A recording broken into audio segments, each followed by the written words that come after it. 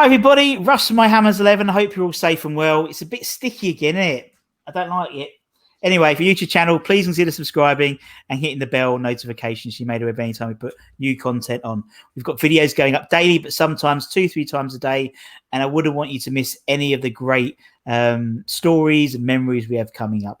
We've got lots of videos coming up as always every day. Loads of great fans, including today's fan. He's a regular on Twitter, commenting and everything. It's Stevie Worboyes. Hi, Stevie. How are you, man? I'm good, thank you, Russ. Yeah, thanks. Thanks for having me on. Thank you. Absolute pleasure, man. Absolute pleasure. No, it's a giggle, and it's lovely to talk to so many West Ham fans. It's I don't get a chance. We don't never really get a chance to do that. Obviously, you get a chance to talk to the fans who are around you.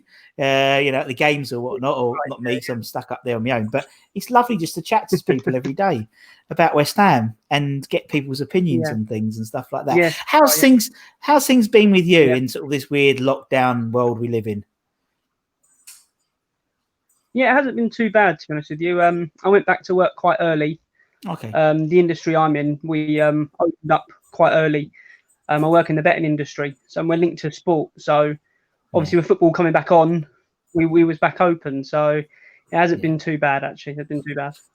Well, that's not too bad. Yeah, it is. It's just, and I imagine obviously the industry you work in, particularly, you always take a vested interest in sport and obviously football and obviously it's a restart and things like that. And we managed to do the job as well, which is nice. Managed to be in the Premier League next season, which will be better than nothing, is it? I feel sorry for people like I feel sorry for like the Watfords and not really Bournemouth, because Bournemouth was sort of almost down before restart started, but like Watford, their fans, the last time they saw them in the Premier League, and the next time they see them, they'll be midway through the Championship season. I feel a bit sorry for them. In the Championship, but I do feel sorry for them. I think sacking Nigel Pearson was just weird. What a weird. But no, we stayed up. That's all that matters. Yeah, it's because we turned them over. That's why we've had a bit we beat them. Yeah. Yes, that's right. Yeah. Declan Rice with the screamer, wasn't it? What a player he's been since restart. But I mean, someone like I do feel sorry for Watford fans, and then I think of Troy Deeney, and I'm thinking I don't feel sorry for you anymore now because I don't like Troy Deeney. So it's what it is. No, definitely not.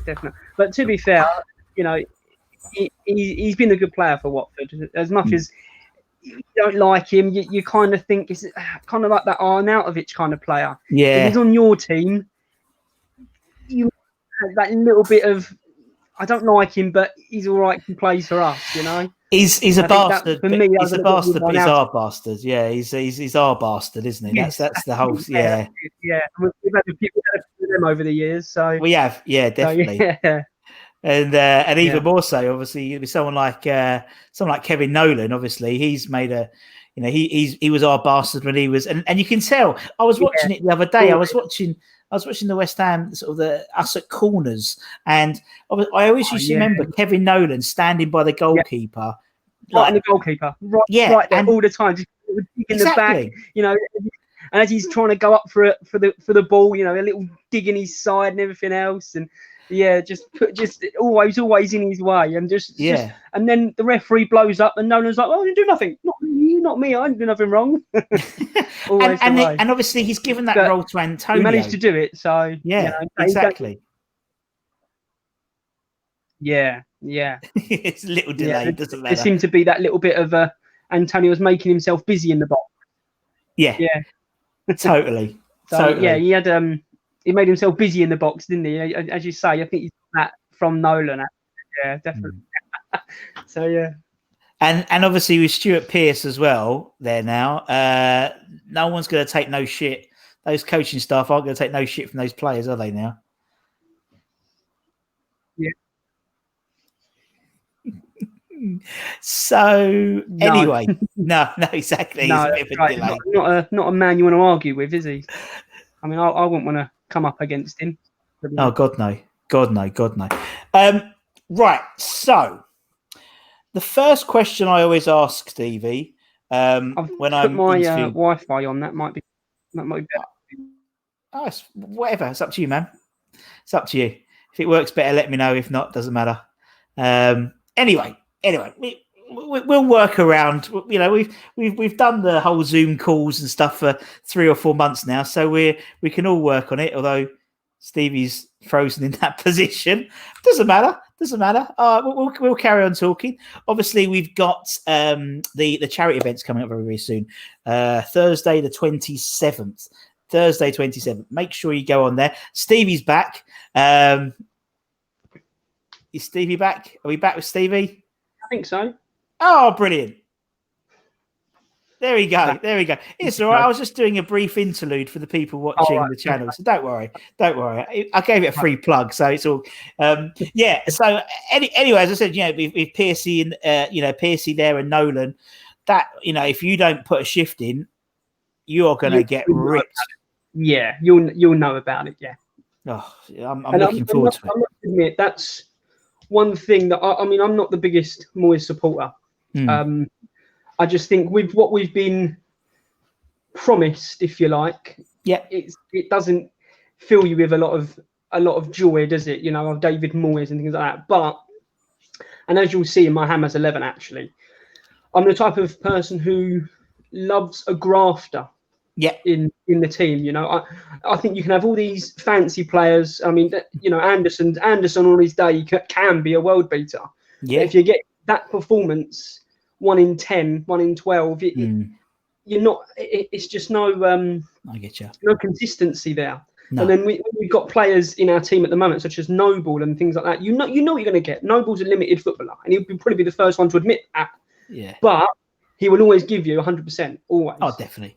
So all the fans know where they stand with that kind of player. Yeah. Everyone's looking at Anderson, hoping he's going to do it. Yeah. And then if it comes off, it's great. If it doesn't, well, that's for you, isn't it? Oh, yeah, totally. I know exactly what you mean. I mean, it's funny. You're right. I mean, when people talk about the West Ham way, it's not about. It's nice to play good football, but everyone. We want on a claret and blue shirt who crosses that line. We want to put a shift in. And you may not be the most technical person, someone like Mark Noble, for example, but he doesn't get away with it. But because he grafts, that's what we want to see. And you can forgive people when they make mistakes and stuff if they're putting the effort in. Yeah. I think effort in anything, be it football or even at work or whatever, putting the effort in is the biggest thing. You could be. Noble could have been the best midfielder in the country for skill and whatever else. But if he hadn't had that application and the effort, he probably wouldn't have played 500 games for West Ham. No, totally.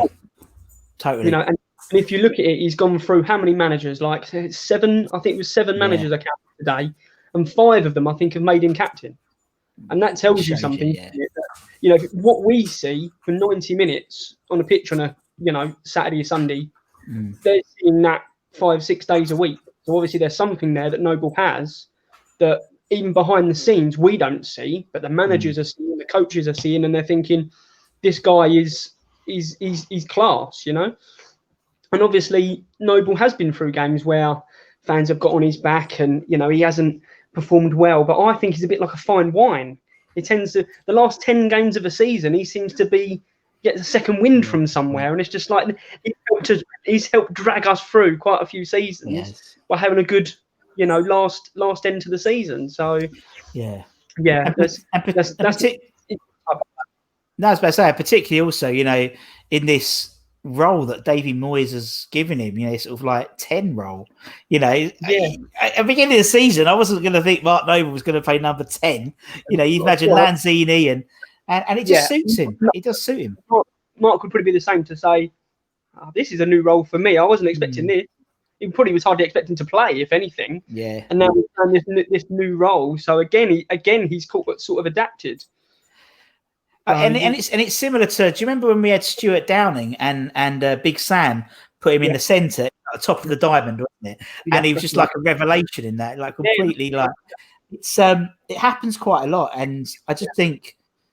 Well, I think in theory, in that position, he's less reliant on his legs a little bit because you've got Declan and Souček doing the donkey work, so to speak. Yeah, and he's just got anyway. We digress as we always do on the channel. He says about 10 minutes into the video, we'll answer the first question. So Stevie, the first question I always ask everyone I get on the channel is why is West Ham your club? What is your story? Well, basically, born into it. I was born in Newham General Hospital. So, right in the East End there, and particularly on my mum's side, all West Ham supporters. My nan, my mum, family members. My granddad, who was a very big West Ham fan, and he had a few little links to the club, actually, my granddad. He's the same age. Well, he was. He's sadly not with us now, but he played in the same boys' team as David Gold.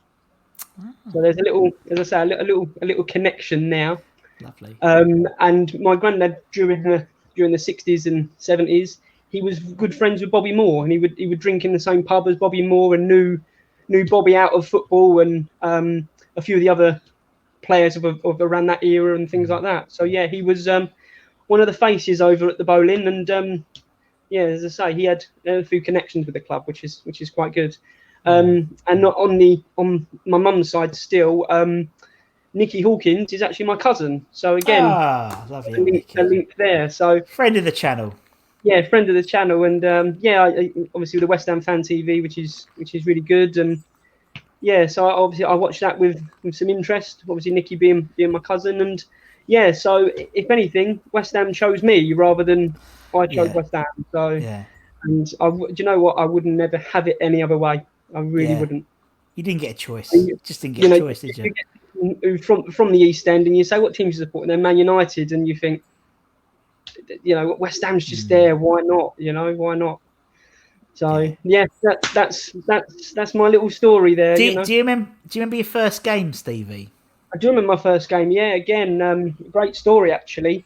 It was my 13th birthday, and my mum and dad got me tickets to go and see West Ham. Didn't know about it at all. And my nan, she literally lived 5 minutes away from the ground, obviously the old bowling ground. And so I've gone there and gone to my nan's. And my mum said to me on my birthday, she said, "Why don't you wear your West Ham top today?"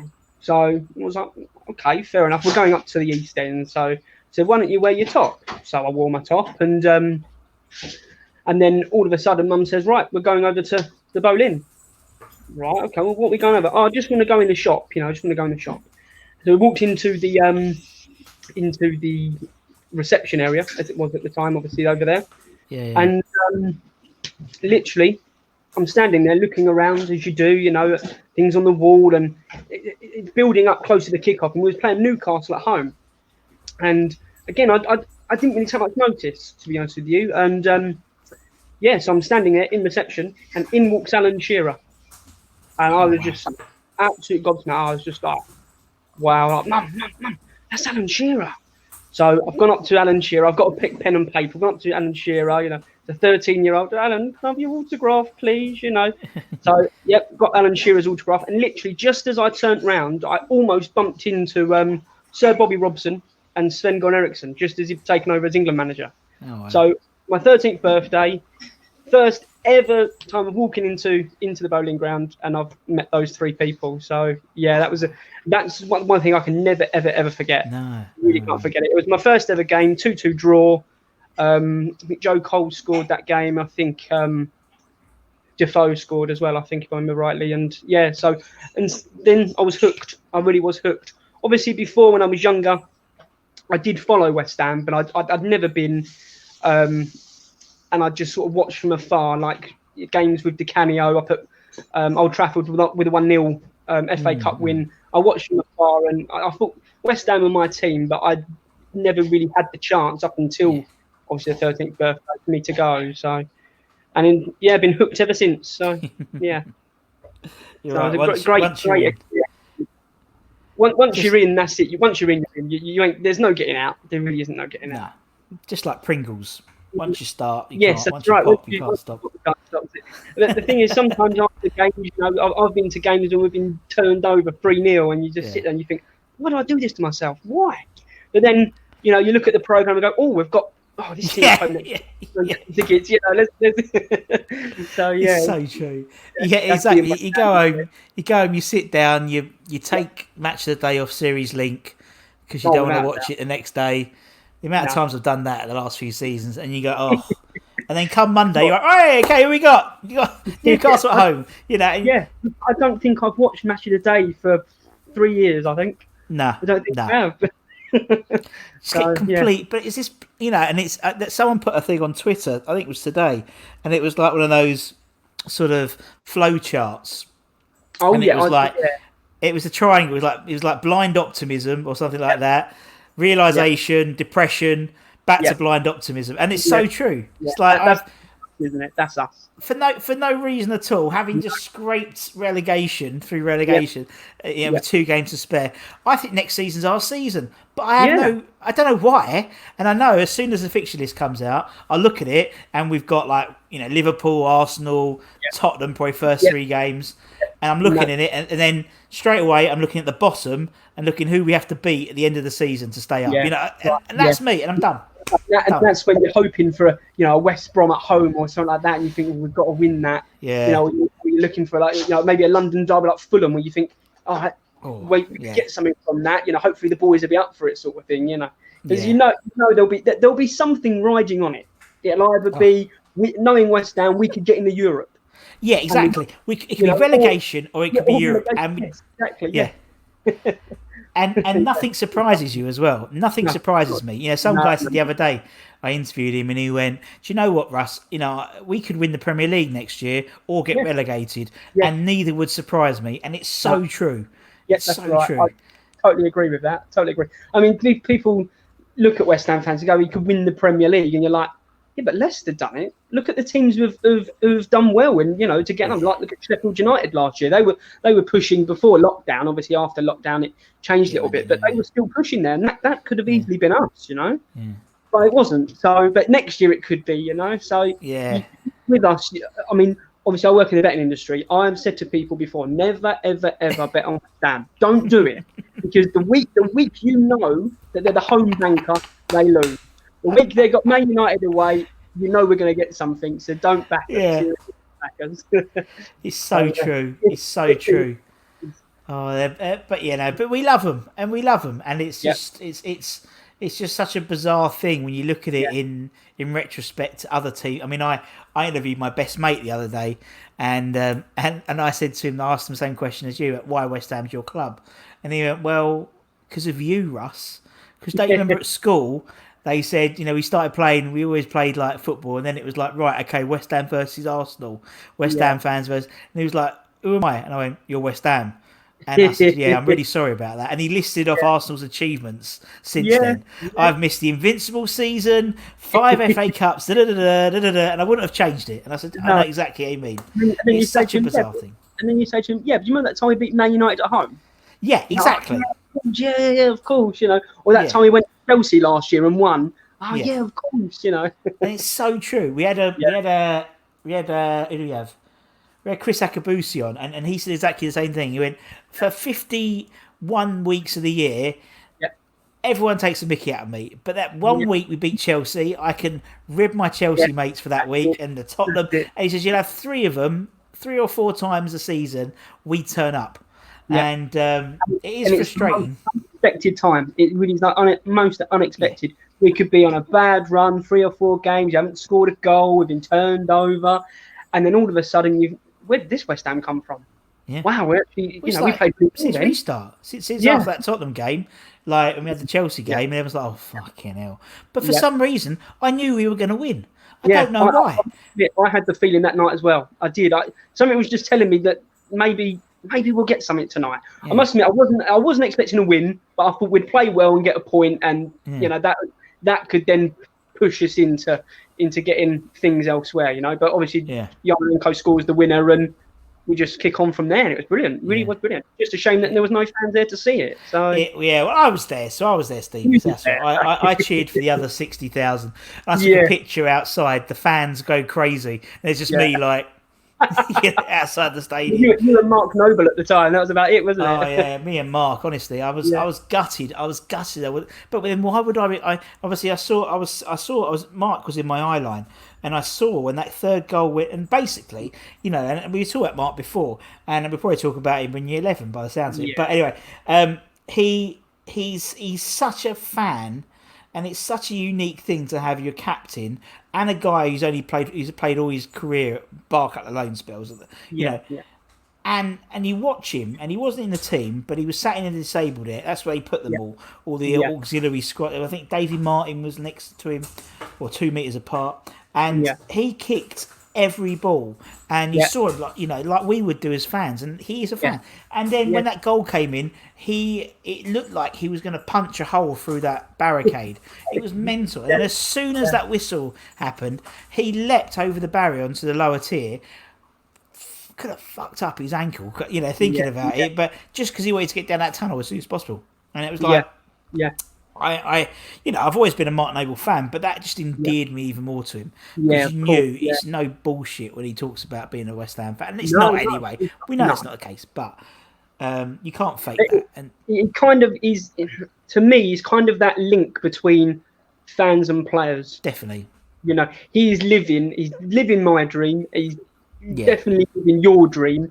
And thousands of other West Ham supporters, he gets to pull on that shirt, not just to walk down the street in, but to actually go and play football in, and to represent the club that he has grown up supporting, and and to have that East Londoner in the team is a big thing, just to have someone, because as the game's going, you don't get people like Mark Noble anymore, and I really don't think there's going to be many that come along like Mark Noble. 500 games for the club, born just literally around the corner from the ground. Played all his career there, and probably have a role after he leaves, if it be in coaching or scouting or whatever. He'll always still be there at the club, no doubt. Oh, totally, absolutely agree with that. No, you're right, and it is. I mean, he's the last of a sadly dying breed of footballers, isn't it? I mean, it's it's just the way the game's changed. I mean, we've had loads of ex-pro, ex-hammers, particularly from that sort of that era, the 80s era, where you had so many, like, your Billy Bott, I never need to do Billy yet, but, Tony Gales and Cotties and Macca and these guys, everyone stayed, 9-10 years, Alvin 20, and you just don't get that. And I think that's what we miss as fans. I think we miss that sort of relationship between the players, and that's why Mark is probably so endeared to so many people. I don't feel the same way to Felipe Anderson as I did to John Moncur. No, do you know what I mean? And Felipe. With that, I'm beginning to feel, because he's been there so long, the same way about Cresswell. Yeah. I think it must be 7 years now. 6 or 7 years. Yeah. Nowadays in football, that's a long time to be at one club. Yeah. So as you say, Cresswell to me is beginning to have that kind of connection with the club, and that the fans want to feel, because as you say, people such as Machiavelli and things like that, when they stay for 10 years, as you like to call it, less experienced fan, I don't know that. So now I'm experiencing that, where someone, in their 40s and 50s go, oh, Machiavelli stayed for 10 years, and you sit there and think, 10 years at one club, really? But obviously now we've got Noble living for it, like doing that. So, and we're sick as well. So. And I think Steve, as you said, because we're less experienced, you're right. We've never grown up with that loyalty, and so I think that's where when sometimes players leave, and they're not endeared by the fans afterwards. And that tends to be more by the older fans, because they're used to the Billy Bonds and Alvin Martin, 20 years at the club, where we're not used to that really. So it's very, very, for me, I don't see the animosity towards Scott Parker, for example. To me, he was for 3 years. Exactly. Well, sorry, I'm spoiling everything. But for me, it's like he is just. He was phenomenal for those, and if you get 3 years out of a player now, you've done well, or a manager, most times, So Parker only left because we went down. Yeah. If we'd stayed up, I still think we would have easily got another 2 years out of him. Oh, definitely. That's my opinion. Obviously, what happens behind the closed doors, whatever. But I think he would have stayed. Yeah. So. Totally. Yeah, it was a shame to see Parker go, definitely, and he's doing well for Fulham now. So he'll be back. So the type of person you could just tell that he was going to go on and have a decent manager career, and he started off well. Getting promotion. And you're right. I mean, and I can definitely see Mark Noble traits in the way Scott Parker conducts himself. Definitely. Do you know what I mean? It's not just the smart turned out hair. I mean, they look like they're from the same cut, from the same cloth. Yeah. But you're right. He's the way he talks really eloquently, but also talks with real passion. And obviously that sort of famous, his speech was then, after the playoff, which was like made into a meme with the streets, which was amazing. But I like that he says it how it is. Yeah, He's not. He doesn't beat around the bush. You don't go, Fulham played like this today. He says it how it is. And sometimes, as a football squad, that's what you want. If you've had managers in the past and they come out and say, we was unlucky today, or they blame the referee, and us fans are in the stands going, it's not the referee's fault. We were terrible today. And if a manager comes out and admits it, the fans go, he's right. Fair play. We move on next week. Yeah, no, exactly. So I think Parker would be that kind of manager that just says it how it is, really. And we did, didn't he? In the game, I think. Yeah, I think you're right, and he's just a different. Is in the way that someone like Chris Wilder sort of was good for the Premier League as well, because he was like, for me, Chris Wilder, obviously he manages the Pigs, but he I used to live with a Sheffield Wednesday housemate at uni, so I've always had a hatred of Sheffield United before.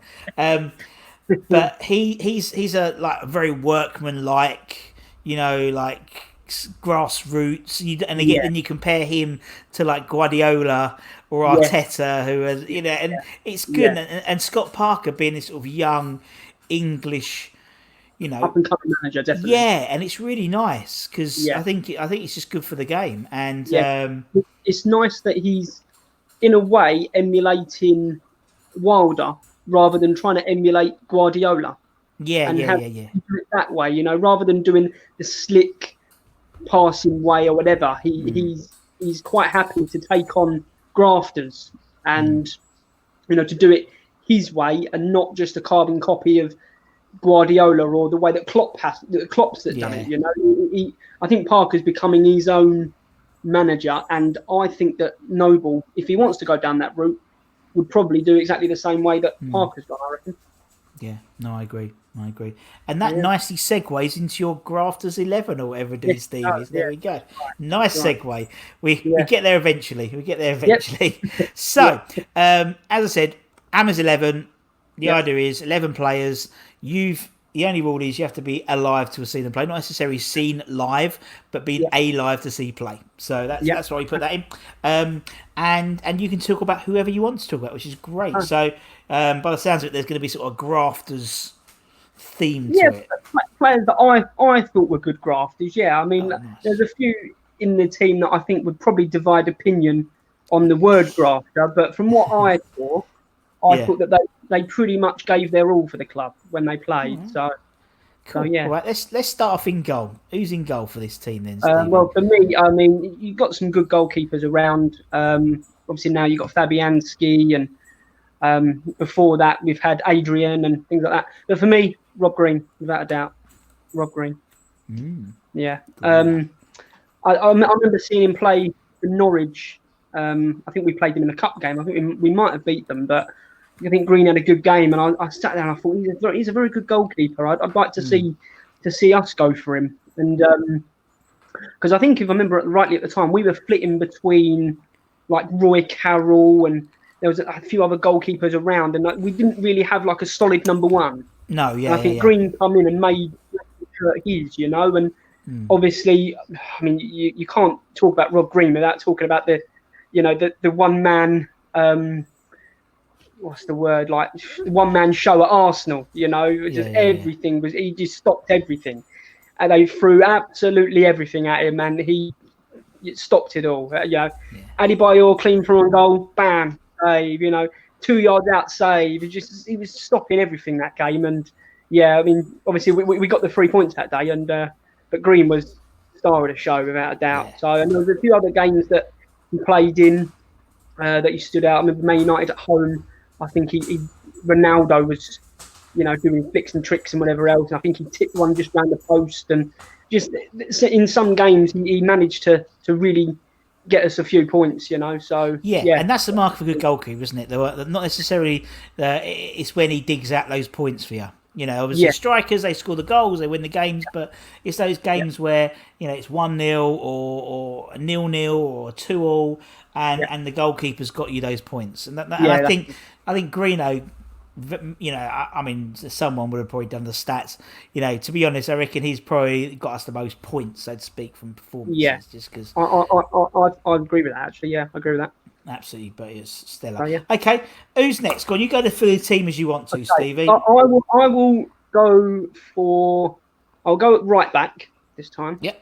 It's the 4-4-2. You know, that's right. No way to play all these diamonds and all this stuff. 4-4-2 for me all the way.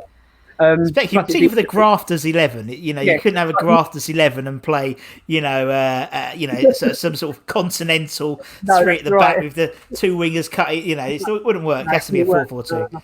Mike Bassett style, yeah. So for me, at right back is Lucas Neal. Yeah, it's a good shout. Now I've got a good little story about Lucas Neal. When it was under Kirbishley, 2006, 2007. Yeah. And we've just beaten Everton at home, actually. Beaten 1-0. Zamora scored in the game. And I used to, when I was younger, I used to collect a lot of programs, and I used to try and get a lot of things signed, you know, the programs, shirts, this kind of thing. And obviously at the Boleyn, you could go and pretty much meet the players. You know, you have to put things through the bars, but you could meet them. You could get pictures, and, you know, they'd sign things for you, shake your hand, this, that, and the other. So I always remember Lucas Neal was right in front of me, and he's signing this program for me. Another kid pops by and puts his program in and gets it signed. And some guy, probably about 3 or 4 rows behind me, said, and shouted to him, he said, "Here, Lucas, are you going to stay when we go down?" And Lucas Neal carried on signing. He gave the pen and the program back. And he said, "Right, everyone, listen up." And there was probably about, I'd say 300 people there. And he said, "Right, everyone, listen up. As long as I'm captain of this football club, we are not going down." And shouted it, top of his voice. And from that, there was murmurings of just people going, "Well, if they believe it, we should believe it." You know, and I remember you had Anton Ferdinand on. Exactly, yeah. He said about the meeting that the players had, and it just reminded me of that story in my head. And I just think to myself, Neil was, and I think again, like he would probably admit, never the greatest right back, never the quickest right back, but as a captain, you could tell that he had those players playing for the shirt, you know, and he had no real connections with West Ham at all. You know, he obviously played for Millwall and, you know, played for Blackburn and whatever else. But, you know, to me, I think he got himself a good connection with the supporters, knew what we was about, knew what the club was about a little bit, and knew that season was big for us. And the result, I think, with the Everton game, the results didn't go our way. And I think that was probably his way of saying, we're not out of this just yet. You know, we might have just won, but we're not out of this just yet. But believe in us, and we will stay up. And as I say, true to captain's word, we stayed up. So, so right back for me. Good shout. Yeah, good shout. Right, carry on, Stevie. Okay, so in the back line would be Anton Ferdinand. I'm going to go for Anton. Yeah. I really liked Anton. And Rio was just that little bit before my time. Yeah, I get that. Yeah. Before my time. Obviously, I knew what a good player he was. Obviously, see him for England, see him for Man United. I knew he obviously played for us, and you know. But I think Anton had a bit of a raw deal because he's Rio's brother. Yeah. But I think he done really well to make a West Ham career out for himself. You know, and I personally feel as though you can split Rio and Anton apart and say that Rio was good for West Ham, and Anton was good for West Ham, you know, and Anton played his part in certain games, you know. I mean, I remember when obviously was in the Championship and we got promoted against Preston. I think him and Elliot Ward played that day, I think, if I remember rightly. And they were unbelievable. Really good partnership. You know, and Ferdinand really made the West Ham shirt his own. It didn't live off Rio's I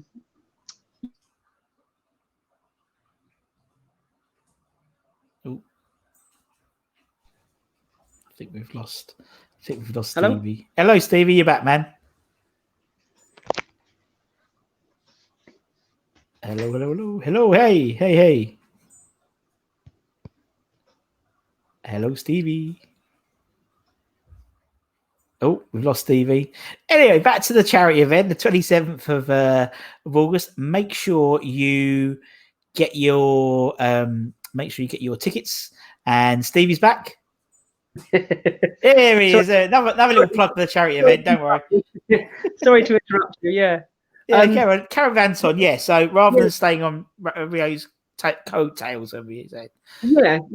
As I say, he made a career out of him for himself at West Ham, and obviously went on to play up at Sunderland, and I think he went out to Turkey as well. So yeah, he had a decent career, and fair play to him, actually. Fair play to him. Yeah, no, I agree. You know, scored a few goals for us. I mean, that goal against Fulham he scored on the turn. Oh wow, what a finish that was! Really was. What a finish! And I think if I remember that week, I think that was a Monday night game, and if I remember rightly, Rio had scored on the Saturday afternoon, and then Anton goes and pulls that out the bag on the Monday night. And if I remember rightly, the headline on the the back pages on the Tuesday was "Anything you can do, I can do better," sort of thing. Really was good. Brilliant. Anton, that is a good shout. What a great goal. Yeah, good shout.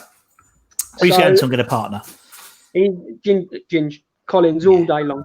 Love James Collins. When we're talking about grafter, Collins all day long. Oh. You know, when someone says to me, you know, a grafter, Collins instantly for me. I mean, I remember when obviously we signed him and Danny Gabardon from Cardiff. Yeah. I'd heard of Gabardon, but I'd never really heard of Collins. No, yeah, me too. When you're looking around on a few forums, you're like, people are saying, "Oh, Collins is one you want to watch out for here." Like Gabardon's the name, but Collins, you know. And when he signed, he wasn't really getting a lot of game time. But he knuckled down, got himself in the team, and for a few years he was a mainstay in that defence. And it's the first time I was ever gutted that a player had left. Obviously, when we went down, we'd lost people like Joe Cole and players such as that. And Carrick obviously stayed for a season and left, but.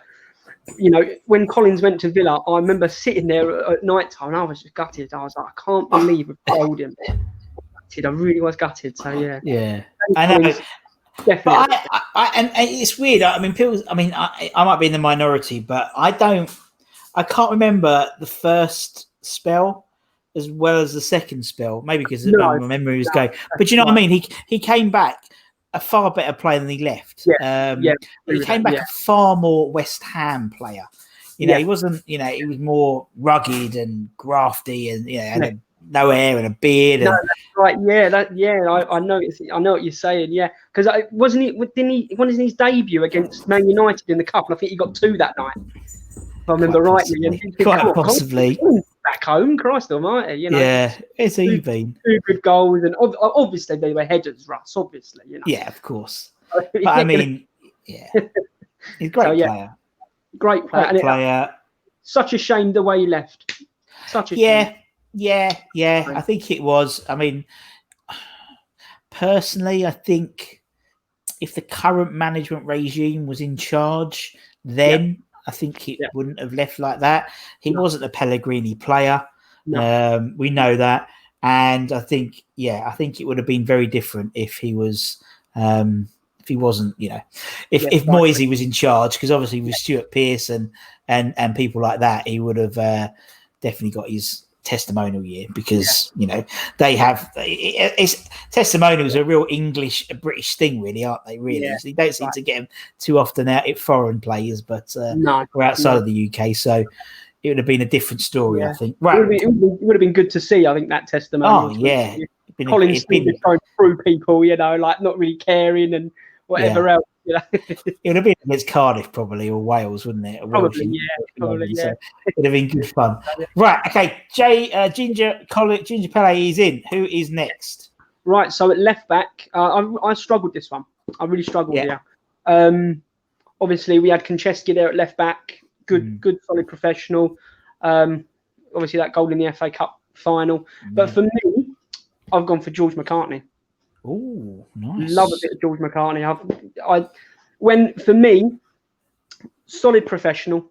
He played well over 250 top flight games in the Championship as well. But you don't play that amount of games for West Ham and Sunderland without being a good solid pro. And so McCartney, he'd always be for me 7 out of 10 sort of player. Never the big name, if you like, but just always gave 100%. As a lot of the players in this team have got their limitations. Yeah, McCartney had limitations. It'd never be the fastest in a foot race against a tricky winger, but that he would always put a foot in, give you 100%, and as I say, you don't play that amount of games without being a good professional. So, of course. Yeah, of course. So, I don't remember him making any glaring mistakes. No, you know what I mean? Really, he said 7 out of 10 consistent. And actually, to be honest, you want half a dozen of them in your team because you want to have a consistent base to them work on, don't you? To then have, the more flamboyant players to then play. Because you've got the solid people. And it's a bit like now, someone like. Souček's a bad example because I just think he's phenomenal. But he's a solid. He's going to be a good one to get in people's fantasy football league teams because he'll be cheap. And he'll get you goals, box to box. Always be a 7 or 8 out of 10 with Souček. I just think he's got that personality. And same as Dek. Dek will always be a 8 out of 10 player. You know what I mean? Every game. All right, George is in.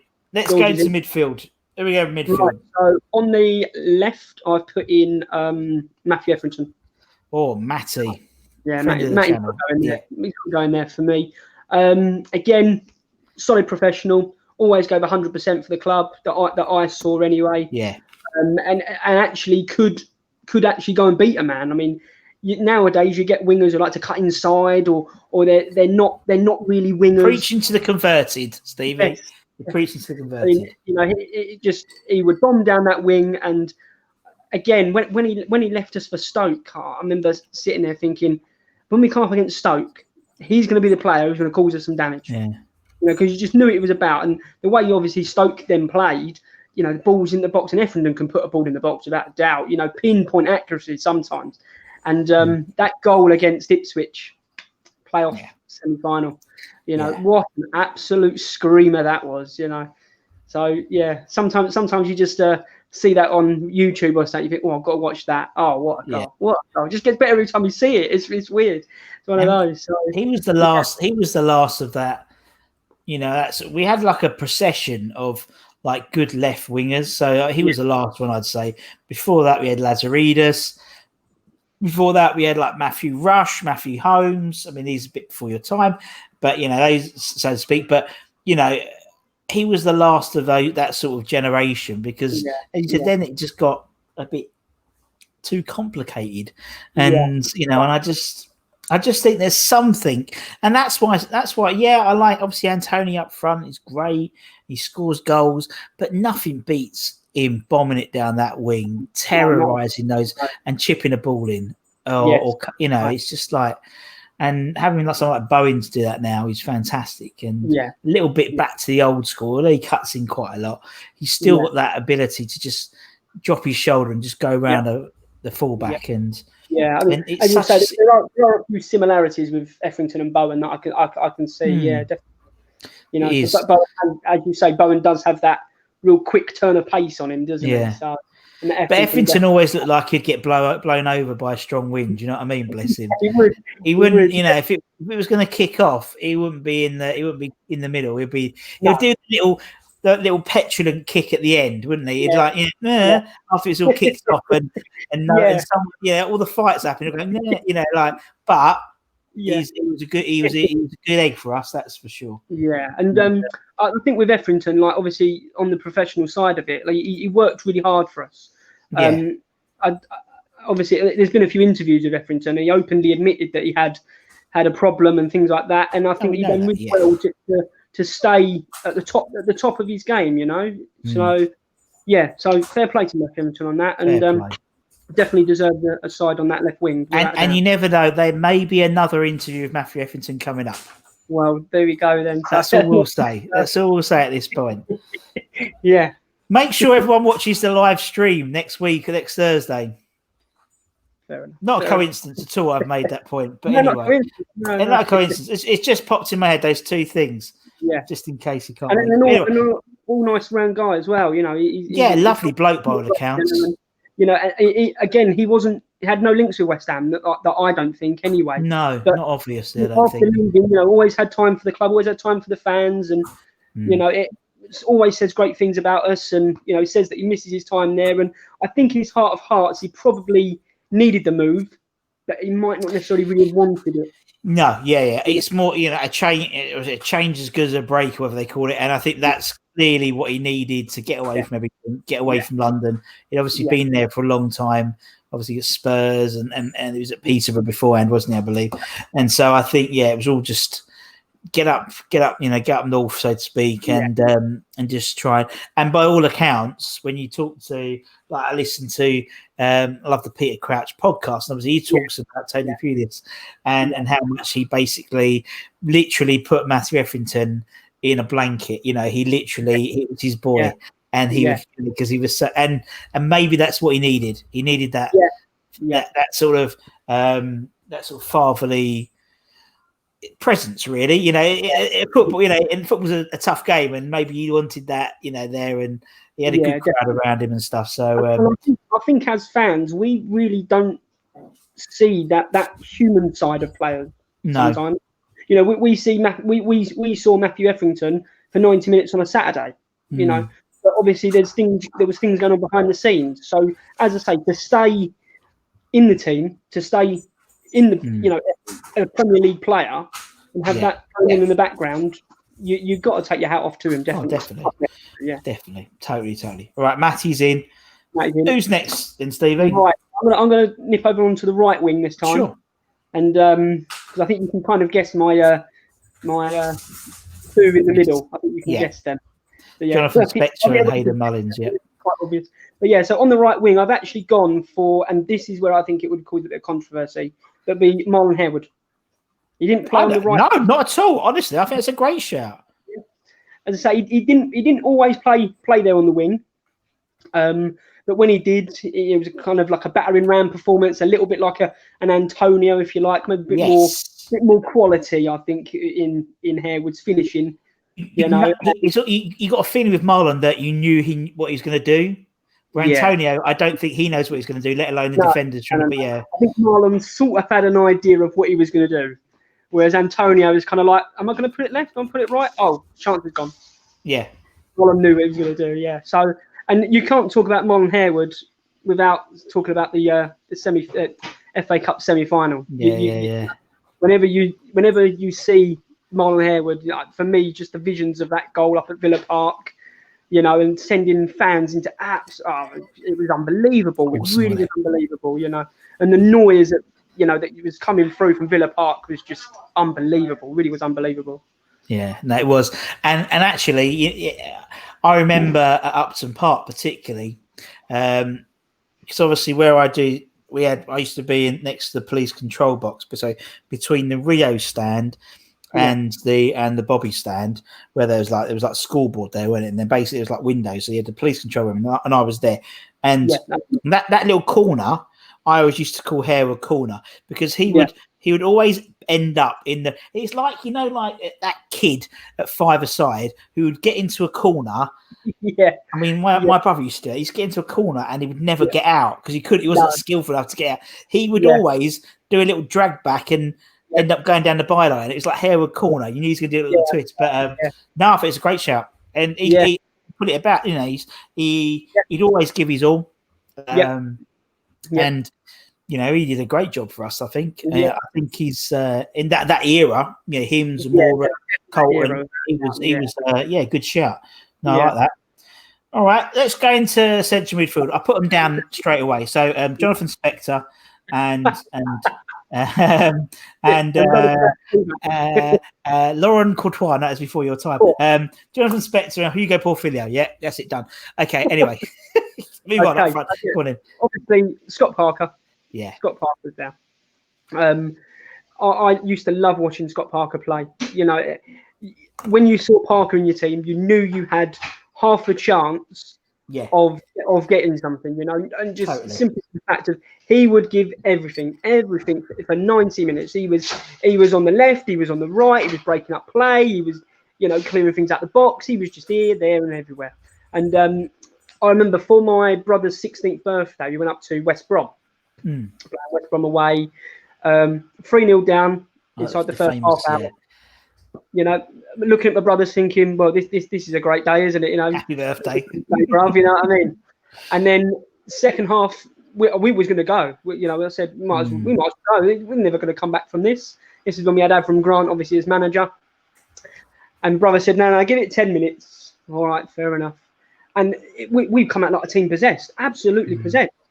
And obviously, you know, Cole got, I think, Cole might have got 2, or Demba Ba got 2 and Cole got 1. Like that. Yeah. Something like that, wasn't it? And then you hear afterwards that Parker was one who gave the team talk and literally laid it again, like all on the line. Say, come on, boys, we got to do something here. You know, you can't be 3-0 down. We're West Ham, for God's sake, you know? Yeah. So, yeah, Scott Parker for me. And as I said earlier, it's a shame that he left us. It was always going to happen. But there's obviously, you know, yourself on social media, there's rumblings about is Parker, you know, should Parker be fondly remembered because he went to Spurs? Well, in my opinion, yes, he really should. He really should. Because it winds me up knowing because the people who say that and the people who say, "Oh, he went to Spurs," they forget 2 of our greatest West Ham legends. One of them went, Martin Peters. Oh, he's gone. The talking about Scott Parker made him really excited, and he pressed the button to leave. How dear, what a shame. We'll get Stevie back on in a minute. Hopefully, here he is. Here he comes on. Clearly talking about Scott Parker got him so worked up that he left the meeting. No, what I was going to say was what really winds me up is. Yeah, exactly. God dear. When your iPhone overheats because, you know, No, what really winds me up is, you know, Martin Peters. So Martin Peters left for Tottenham. But everyone regards him as Martin Peters and Bobby Moore put in a transfer. Bobby Moore wanted to leave as well. He will get to Tottenham as well. Our greatest ever player. So how someone can criticise a player who's in the peak of his career, he can. And he had to, I mean, to be honest, he had to go if he wanted to play for England. And obviously it's a job. And he wanted to live in the same area because what more can you do? You know, and it's like, and to be fair, you know, he went on the Wednesday or something like that. Yeah. He played that day before, like against Watford in Vicarage Road. And I just thought it really winds me up because, you know, you can't say someone who's Hammer of the Year 3 years in a row. I mean, people have done that. Billy Bonds and Bobby and there's not many people have done that. No.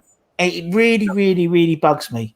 In the same way that a lot of people in, you know, the sort of the more experienced era, you know, I think as a club we don't celebrate Frank Lampard Senior as much as we should do. The guy is it's the same thing because of his son and because of the rubbish around that. You know, he was the second appearances ever for West Ham, and I think they talk of him. But anyway, but yes, way before my era. But you know, I'm not oblivious to what's happened in the past. You know, and you are right. There are. It seems as if you do West Ham wrong, that's it. But you got, in my opinion, you got to remember what they've done for wearing the shirt. And there's players out there who will come to West Ham and they'll be all right. They're on untold amount of money. And they go, no, fair enough, I want out. Yeah. You know, people still fondly remember Payet. Payet didn't want to play. Do you know, I was going to say exactly. I mean, he's appeared in loads of people's 11s, and they always say, "Oh, the way he left, but the way he played, that's why he's in the team." But then the same people will say, "Oh, I don't like Scott Parker because the way he left." Well, Scott Parker delivered far more in 3 years. He kept us up for 2 seasons, not the third one, but and he would crawl off that pitch. He's put so much team. I used to watch him, and he could barely walk off that pitch sometimes. And also, I think, I don't know if the story is true, but I think there was the interview where when Parker left, he said that his dad had passed away. His dad was a Spurs fan. He wanted him to join Spurs, and you really can't to pull apart a man for doing that, can you? You really can't. People pick and choose their battles, don't they? And I think it's.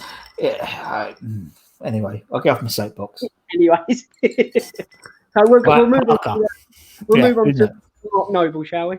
Yeah, go on then. We'll talk about him. Yeah, so I think we've already pretty much discussed why he's in this team.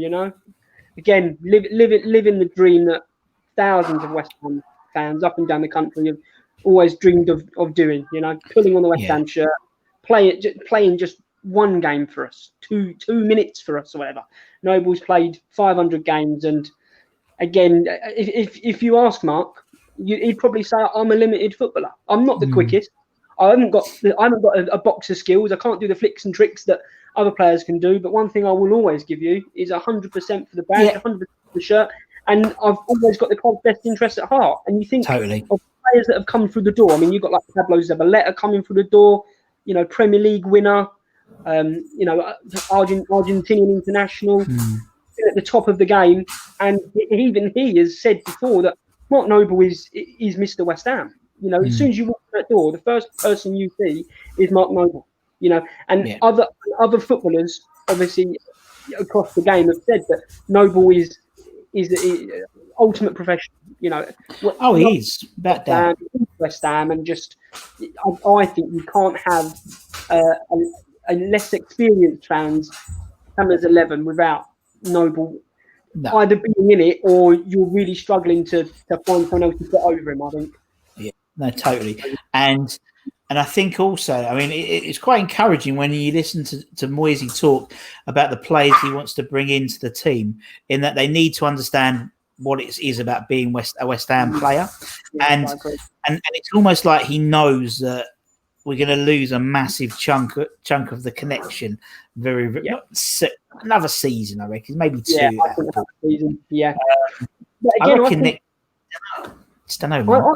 I think Noble would be the type of player to say, "Hang on, you shouldn't be playing me. There should be other people taking my position." I don't want to, and he probably could still do it. As I say, he's like a fine wine, but he's probably sitting there thinking, "I can't do another 38-game season." Yeah. But the simple fact is that there should be someone else taking over the mantelpiece for me. And touch wood, fingers crossed, that person Declan Rice. But we wait to see what happens with that. No, exactly. And I think actually, and it follows on with the Scott Parker stuff, I think, nicely, because I think it's clear, you can clearly see the influence that Scott Parker had on Mark Noble in terms of professionalism, and you're seeing the influence of that exactly with Declan Rice, and I just think I've got a weird, and it's one of those stupid, I don't know why, again, blind optimism, but I think Dec's going to be around for a few years of us. I really do. I just think he's got like his master there in terms of Mark Noble, and if I was, it's just that you think of it and it's like more and more. It's like there's more and more reasons why I can't see him going to a Chelsea, because, and then not my luck, tomorrow he'll probably he goes to Chelsea, but you know what I mean. In that you've got, for example, Fat Frank's put this centre back stamp on his head, and I just think that's an absolute waste of Declan Rice as a player. I've said that millions of times in the channel. I mean, what centre back in inverted commas scores goals like he did against Watford? That's not a centre back trait. Me, that's a player who can play definitely in the midfield, and he can make the position his own. And I know this is obviously Noble going into the Hammers 11, but I must admit, Russ, I was really close to putting Rice in there because at 21, it's unbelievable. 99 games, 99 games he's played, Premier League games. I think there's only 4 other people ever who've played every minute of every Premier League season. Right. It pisses me off a bit that they're going to give Antonio, try and give him a pay rise, and it's like, well, what's going on with this guy? It's like, why not give this guy a pay rise? If I was David Sullivan, I'd get Declan Rice in there tomorrow and say, what do you want?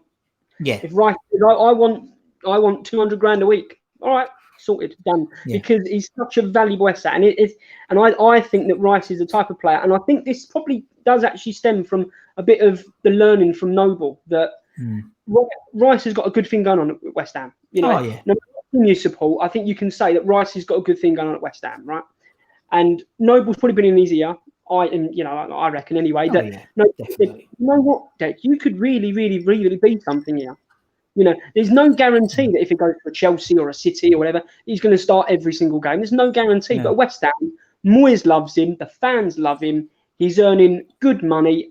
He could probably go in there and ask for, as I say, double his wages, treble his wages.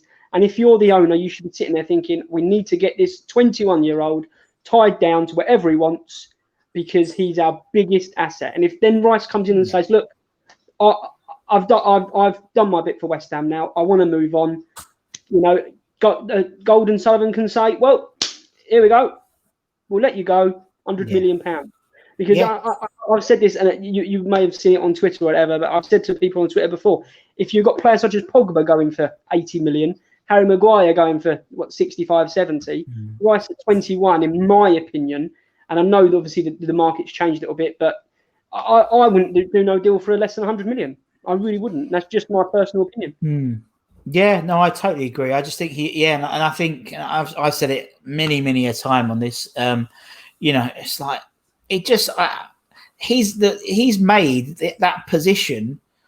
It's not really a position on the pitch now. It's Declan Rice, isn't it? And it's such an unusual position. But it could be. You look at someone like City and how City are sort of flittering, trying to find a replacement for Fernandinho, who made that position his own. Chelsea obviously, but I'm worried that I think Chelsea have probably spent all their money, and if I'm being funny, if they go and buy a Dunk for 40 million or whatever, Dex more than twice the player, and he's going to give him a lot more, and it's great if they do buy him, because clearly, because that's where Frank sees Declan play, he sees him as a centre back, and so that'd be great. But I'm worried about someone like Man City, because they haven't really spent a lot. They bought Ake for 40 million, and they might buy Koulibaly, which would be amazing as a centre back partnership. But they still haven't replaced Fernandinho. No, and there's a spot there. It's just that's the only one I'm worried about. It's the only one I'm worried about. I agree. I'm not worried about anyone else, but anyway, let's move on. Let's not think about that. Anyways, Ross, Mark Noble. Yeah, good. Yeah, anyway, that's the 11. Who we got up front? Who's up front? So I struggled with this one. We've never been blessed with strikers, especially since Golden Sullivan took over. But I've got to put in there Dean Ashton, and I think he's in one as well. I think, if I remember rightly. Yeah. It's with Ashton. I looked at it today. He actually only played about 45 games for us. Really? It was and he obviously was with us for a while, obviously with the injuries and things like that. Scored 15 goals, so that's not a bad return from 45 games, because he was injured, come back again, and obviously the injury took its toll in the end. But I thought Ashton was just pure class. I mean, we got him from Norwich. We got a few decent players from Norwich. We had obviously Green from Norwich, and then we've got we had Ashton from Norwich, and I loved watching him play. Big, strong, and for a big guy, he had a bit of speed on him. He was never never glide past players, but he would have that sort of, and the way Arnautovic used to he seemed to click his fingers, and all of a sudden he'd just get round you. And Ashton, to me, seemed to have that little bit at him as well. you know, he scored some great goals. Absolutely. I mean, the overhead kick at Old Trafford. You know, not many opposition players can say they've had pretty much a standing ovation for scoring against Man United. You know, and then he goes and recreates it again a couple of years later with a noble testimonial. I mean, he could just about get up after it, but you know, absolute class player, absolute class. And you're right, he was like he was the complete striker. I think he really was. Yeah, he's a complete forward. Yeah, he could header. Yeah, he was big enough to hold the ball up. He had the skill, which is the bicycle kick. He had a turn of pace. He was. It's one of those massive. It's one of those massive shames, isn't it, of English football? Yeah. Not just West Ham, but for England, because I think him and Rooney up front would have been just immense for many years. He may not have been at West Ham for much, maybe a couple of seasons, then fucked off to Man United. But again, one of those players that if he left, I think he'd leave in the right way.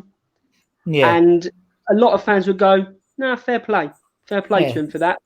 You know, at the time, I think we was a good side, but there were obviously you had the United who were firing, and you know there was other big teams at the time, and there obviously still are. But I think Ashton would have left in the right manner, and fans would have said, "I agree. We got a few good years out of him. Thank you very much. You know, we'll be happy to see you do well in the rest of your career, as long as you don't score against us." So, exactly. So right. So who's the last piece? And the last one again. You can't talk about West Ham from this kind of era in my Hammers 11 without talking about a bit of Bobby Zamora. Oh, Z-Man. He goes up there with Ashton. So yeah. I mean, he was a good he was a good egg, well, Z. Zamora, again lived a lot of our dream playing for West Ham. He was a West Ham supporter. Yeah. Not many West Ham fans can say that they've scored the winning goal in the playoff final to send us into the Premier League. You know, I was there in Cardiff that day, and unbelievable, really was unbelievable. I'm so happy with Zamora because you know he'd obviously been at Brighton, banging in goals left, right, and centre. Moved to Tottenham of all teams to go to, and it didn't really work out for him. Funny enough, he scored his first Spurs goal against us in the Cup. It was a League Cup, and he scored in a 1-0 win, if I remember rightly. But, and then he joined us about 2 or 3 weeks later after that, and then scored, goals for us. So, yeah, and again, one of those players that is left, and he went on to Fulham, had a good career at Fulham. Got QPR up from the Championship. Yeah. You say all round good guy. He's left West Ham. He's a few interviews, whatever else, and bits and bobs on social media. So always remembers his time fondly at West Ham, and I think fans remember him fondly. And obviously, as I said to you before, I used to go and get autographs and things. And Zamora was one of the good guys. Always happy to sign autographs. Well done today, Bobby. Good goal. He's like, I took it round him, and so he always have time for people. Always have time for fans. Bobby Zamora, and my son is called Bobby. Now, I must be a West Ham fan. I've been a West Ham fan. People think it's after Bobby Moore, and I tend to agree. I'm like, it's Bobby Moore, but really, there's a little bit of Bobby Zamora there as well. So, he's a man. Brilliant. That's cool, man. No, it's brilliant. And that's it, Stevie, man. It's been lovely chatting to you. Thank you so much. Thank you, bro. Been great. It's a really nice team, a bit different as well. The graph. And that's what I like. Sometimes when people put a little spin on it, they get a few extra people who deserve a little shout out. Like someone like Marlon, and obviously McCartney and stuff like that. I love to get a few extra names. I think we're going to have about 200 and something soon. So 200 something different players have come up. So it's quite nice. Yeah. It's quite crazy. But anyway, really, really appreciate your time. And obviously, thank you to everyone for watching as well. Like, share, subscribe.